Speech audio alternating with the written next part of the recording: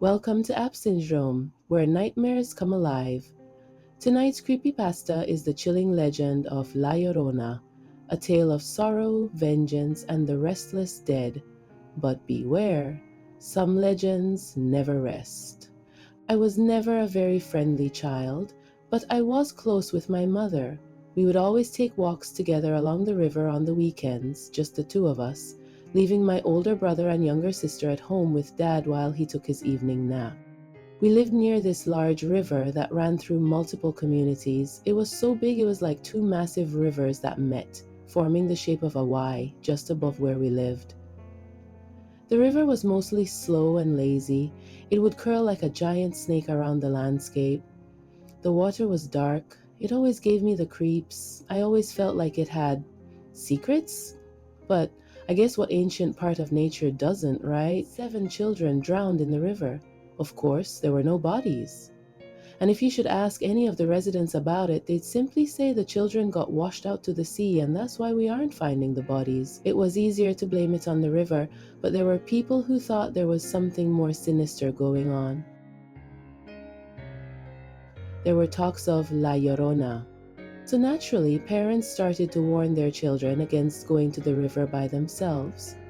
At that time, only certain groups of wayward kids would hang out at the river at odd hours of the day or night. Despite the rumors of missing children, my mother and I continued to take our walks along the river. One evening, it was around dusk. As we were walking, we heard a woman crying. It sounded like her voice was coming from the river itself. My mother, being the compassionate person she was, wanted to investigate. As we got closer to the riverbank, the crying grew louder. Suddenly, out of nowhere, a woman appeared. She was wearing a long white dress and her hair was disheveled. She was crying uncontrollably and kept repeating the phrase, "My children, my children."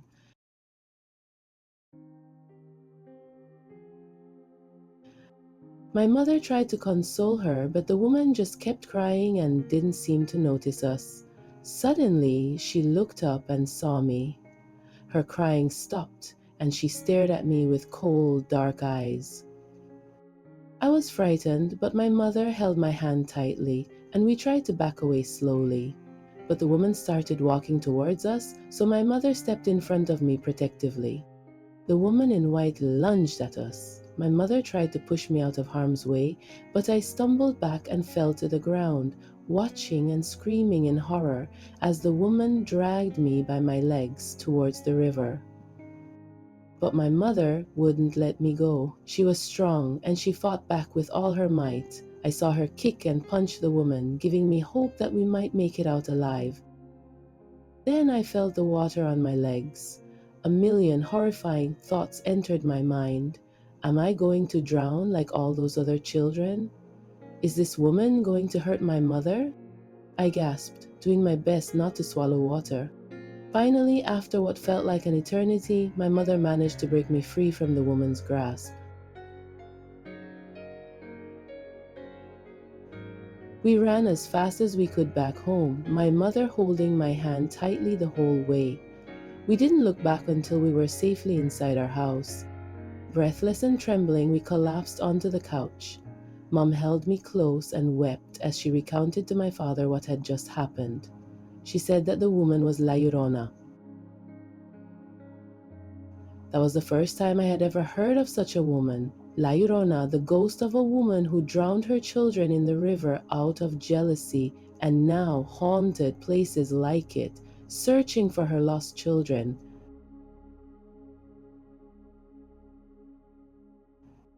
That night, my mother tucked me into bed and promised me that she would never let anything happen to me, and that was enough to scare away any lingering fears I might have had about La Llorona. I was awakened later that night by my little sister. "Something's wrong with Mommy," she whispered. Her eyes were wide and fearful. It was then that I heard a sound that would haunt me for the rest of my life. A low, gurgling noise, like a blockage in a drain that was finally loosening up. I jolted fully awake now, heart pounding in my chest.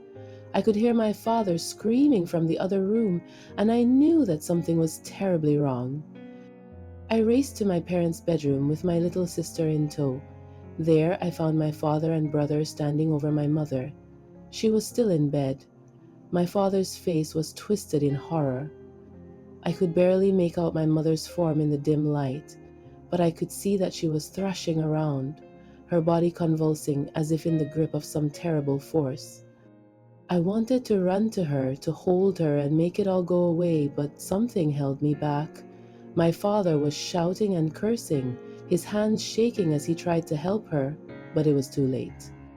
As I watched, helpless and terrified, my mother sputtered and choked on the water that seemed to be filling her lungs. Her eyes widened in terror, and she reached out to me as if begging for help, but there was nothing I could do. She drowned right there in her own bed while her children watched in horror. The image of her lifeless body would be forever etched into my mind, a reminder of the horror that had befallen us that night. Today I have my own children, 2 little girls. But I do still miss my mother. She would have loved my girls. We live close to a lake and my daughters are both strong swimmers. But a few hours ago, my younger daughter, Angel, came back from the lake carrying a soaking wet, battered-looking teddy bear. Oh my, where did you get that? Not the floor, don't get it on the floor.